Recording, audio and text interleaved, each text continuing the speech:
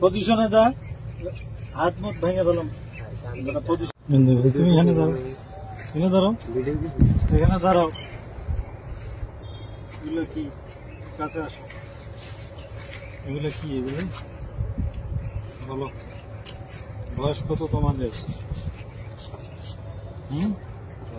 বুক down দাও,